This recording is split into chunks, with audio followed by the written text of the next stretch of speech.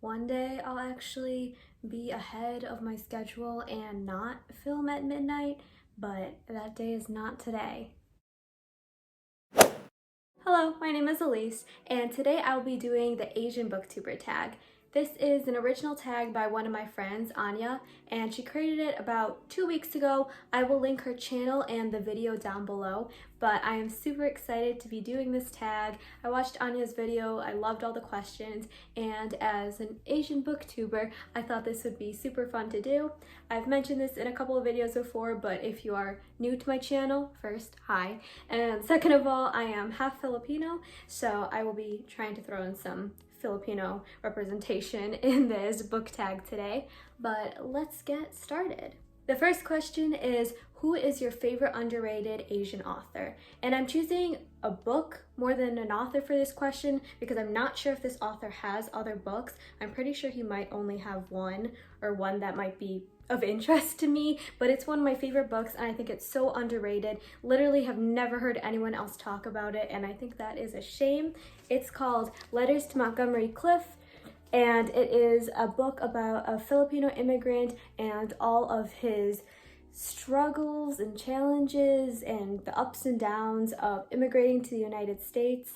It's a very short yet hard-hitting book. There's really a lot in here for such a short book, but it was such an emotional but well-written book and I loved it so much. And seriously, I have not met another person who has read this book, and I think that is so disappointing because it's so good.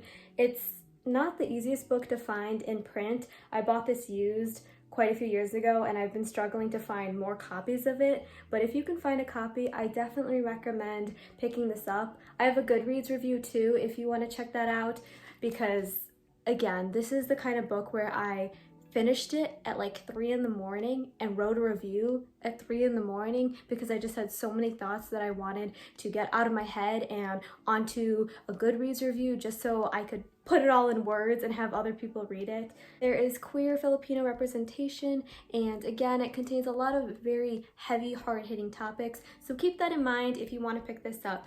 But if you can tolerate that, again, totally underrated, but wonderful. The second question is, who is your favorite Asian couple where everyone in that couple is Asian? And I am kind of using this book tag to promote all of my favorite books, so I'm just kind of making my favorite Asian books fit the prompts.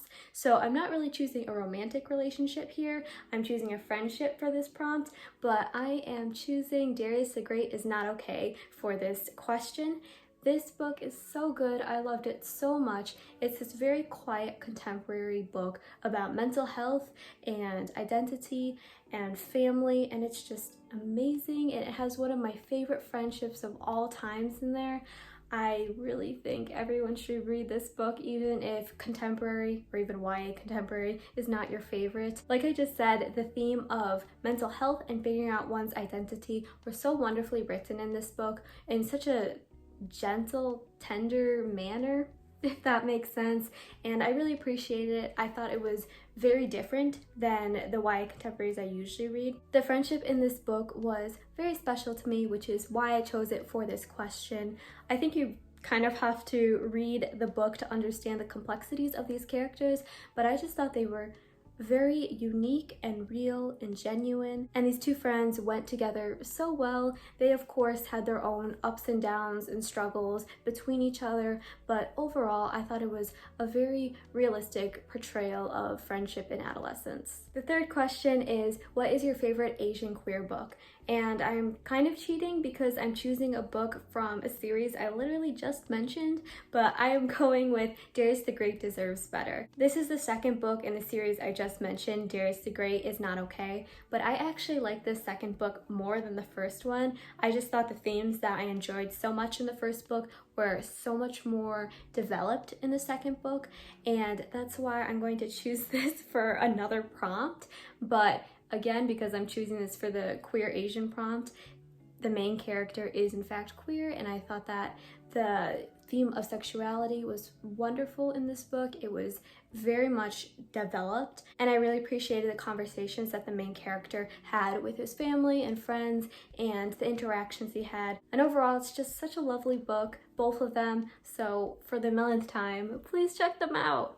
The fourth question is, what is your favorite Asian contemporary? This was not hard for me because I mostly read contemporary, but I am going with Patron Saints of Nothing. I recently read this book and the main character is biracial, half white, half Filipino, like me, so I had to sneak this book into this book tag. But I am choosing this as my favorite Asian contemporary because it is a book about a boy who grew up American but goes to the Philippines after his cousin is murdered. And I just really loved the theme of culture and family in this book because this main character, who is a kid who again is growing up in America, doesn't know much about his culture at all. And I really connected to that because I grew up in America, I've not been to the Philippines, I don't know much about my culture, so I really appreciated this viewpoint of someone who wants to identify as Filipino but doesn't exactly know what this means. So again, another favorite. I'm gonna keep saying please pick up all the books I mentioned in this video, but that's because I think they're all great. The fifth question is, what is your favorite Asian fantasy? I don't read too much fantasy, but I've decided to go with this book, which is called Where the Mountain Meets the Moon. It is a middle grade book, and I have owned it probably since I was middle grade age, and I just read it for the first time this year. But the artwork is very gorgeous. It has some really pretty pictures, illustrations in the book, which would be nice if I could find. I know they're in here, give me a second. So I really loved all of the pictures in here. They were super bright and colorful and added to the story.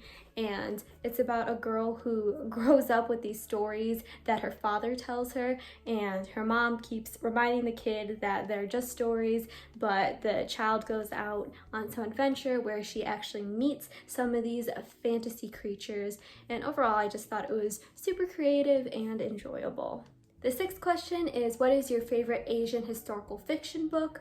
This is another genre I don't read too much of, so I kind of struggled with this question, but I remembered that I recently read the book We Are Not Free, and this book was so emotional, like more emotional than I was prepared for. It takes place during World War II, and of course that's already going to be a heavy topic, but this author has such a way of writing. The characters in this book were wonderful, but this is one of the few books where I'll actually say that I really loved the plot.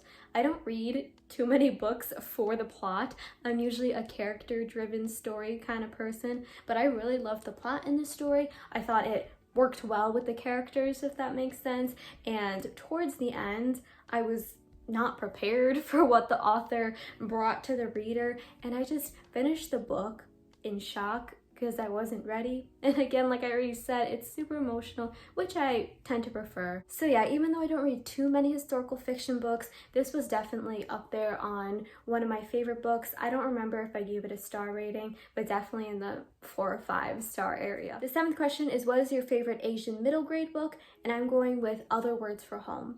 This is a middle grade book that's written in verse, and it's about a girl that has to leave her home in Syria and travels to the United States instead.